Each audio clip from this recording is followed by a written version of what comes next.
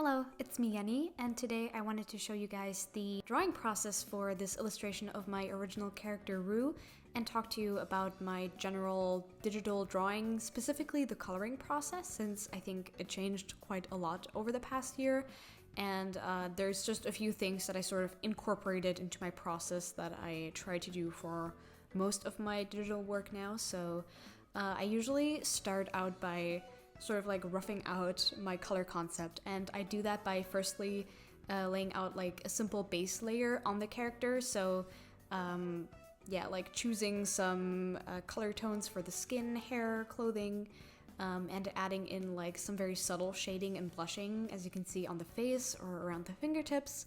And then I decide on a background color, and I do this in the very beginning because it kind of helps me figure out what the contrast between the figure and the background is going to be.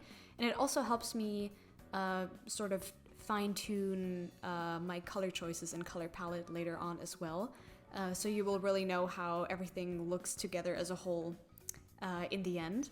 I used to kind of like change these around a lot more, but I really like sort of having the background color also interact with the drawing.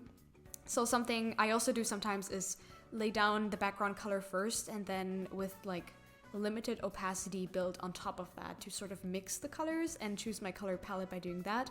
But since this drawing is very monochromatic, I didn't really have to do that, and I just started by laying down the colors flatly. I already had my line work done here, as you can see, or like the sketch. It's not really proper line art because I tend to not really do that anymore. Because I already had a sketch in my sketchbook that I just sort of added more detail to here. And then I moved on to like subtly adding some color into the lines. So you can see there's like a couple of red tones just to make the face look a little bit more lively, especially around like the nose, the mouth, the ears, and the eyes. I added in more red tones, and then the lines like for the hair are still a bit more like grayish since they don't have as much warmth. And after building up my solid base here, I'm sort of starting to work more layers into the drawing. So I kind of approach this like a more painterly process. I don't really have like, you know, a line art layer on top and then the base color and then like a shading layer. I sort of like work in sections and almost approach it like a painting, like on a canvas or on paper. So I have the base layer, and then I will start building my colors on top of that, slowly adding more detail, more shading. I'm adding, like kind of jumping around from area to area. Maybe it looks a little bit all over the place, but that's really just how I work. I kind of like pick an area that catches my interest in the moment, and then I add to it. Also, partially because I don't want to overwork certain areas and like focus on them for too long, I tend to jump around a little bit because I like keeping a bit of the roughness of the sketch in the illustration to make it seem a bit more open and loose, because I think it's nice to preserve some of the qualities that are unique to the sketch, I guess. You can do that however you want, of course, it's just my personal preference, but I'm kind of also painting over my lines a little bit here, adding more lines, or sort of changing shapes as well, by just painting over them.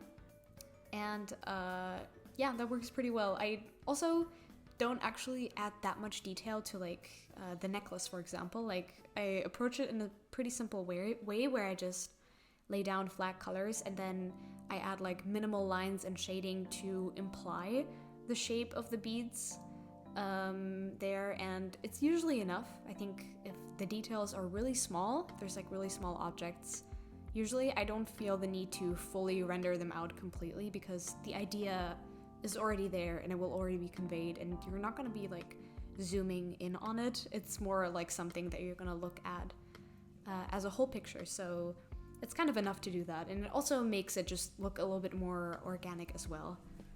Something I've been trying my best to improve on is drawing clothing and the folds and fabric and different textures and stuff like that. I still struggle with it quite a lot, but I've been just trying to, incorporate it more into my illustrations to force myself to practice it a bit more.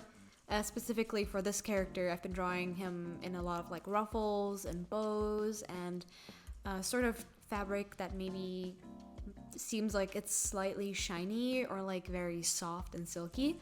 That's also something I tried to do with this illustration, and yeah, I've been having fun trying out different techniques and shading. I still feel kind of like I have no idea what I'm doing, but that's okay because it's part of learning.